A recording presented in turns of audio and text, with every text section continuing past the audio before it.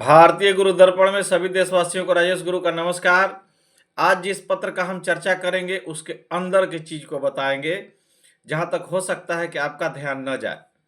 आज एक पत्र निकला है जिसका ज्ञापांक 7 है।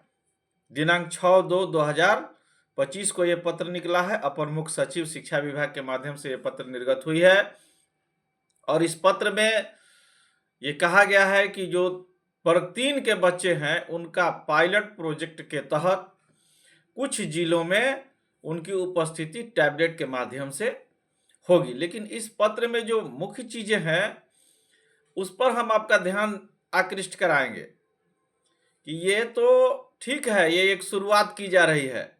इसमें कुछ जिलों का नाम लिखा हुआ है, पटना है, नालंदा है, जहानाबाद है, सारण है और भोजपुर है। यानी इन जिलों के 5 विद्यालय को चिन्हित करके इस प्रोजेक्ट का शुरुआत सरकार करने जा रही है। इसके लिए प्रशिक्षण भी मिलेगी। प्रधानाध्यापक वर्ग 3 के जो वर्ग शिक्षक हैं उनको। लेकिन इस पत्र में क्या चीजें छुपी हुई है, आपको इस पत्र को पढ़ने से ऐसा लगता होगा कि वर्ग 3 के ही बच्चों की उपस्थिति इस पर दर्ज करनी है और उन्हीं का रिपोर्ट इस शिक्षा कोष पर देनी है हम सबको। लेकिन ऐसा नहीं है। आप इसको ध्यान से पढ़िए।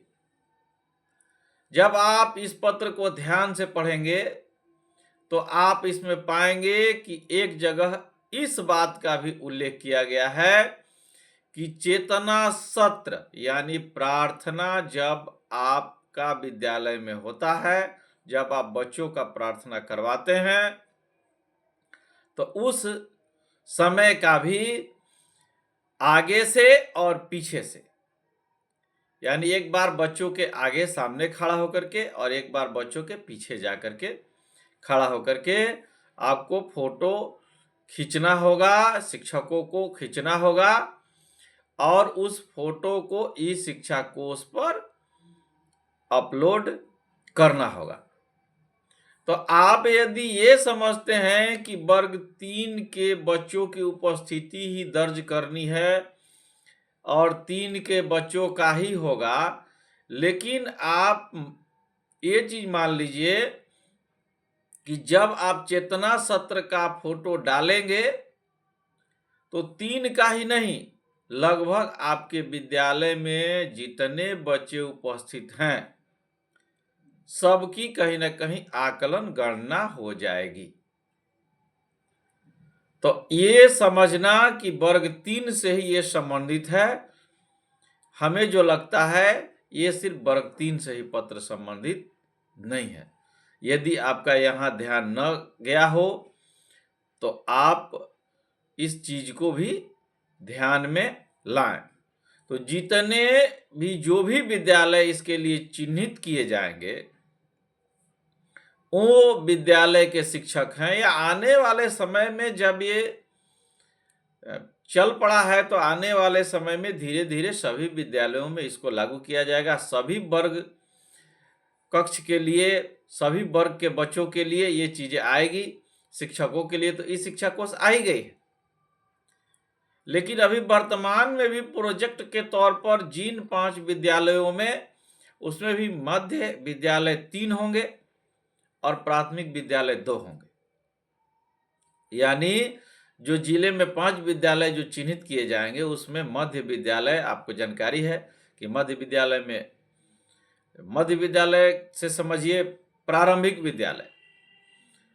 प्रारंभिक विद्यालय में 1 से 8 तक वर्ग कक्ष होता है और प्राथमिक में 1 से 5। तो 3 जो है वो मध्य विद्यालय अर्थात प्रारंभिक विद्यालय में और 2 प्राथमिक विद्यालय में ये चीजें लागू होने जा रही है। लेकिन हमारा जो ध्यान गया कि इसको वर्ग 3 से ही जोड़ करके अगर शिक्षक देखते हैं तो हमें लगता है कि ये इसका वर्ग 3 तक ही दायरा सीमित नहीं है, क्योंकि चेतना सत्र का भी फोटो आगे और पीछे दोनों फोटो आपको डालनी है।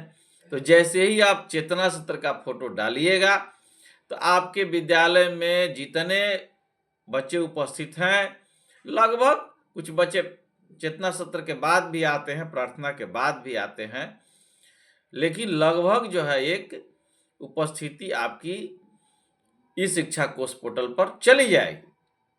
तो आप वहां भी ध्यान रखें और ये अच्छी चीजें है, अच्छी चीज है।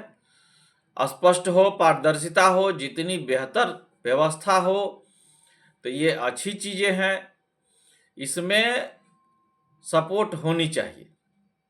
और नई नई जो भी चीजें होती है उसको हमको देखना चाहिए, क्योंकि जब हम उसका प्रयोग करेंगे, उपयोग करेंगे, सरकार भी एक जो है पायलट प्रोजेक्ट के ही तहत अभी ला रही है, तब पता चलेगा कि इसका क्या कैसे रिजल्ट आ रहा है। अच्छा रिजल्ट होगा पूरे बिहार में लागू होगा।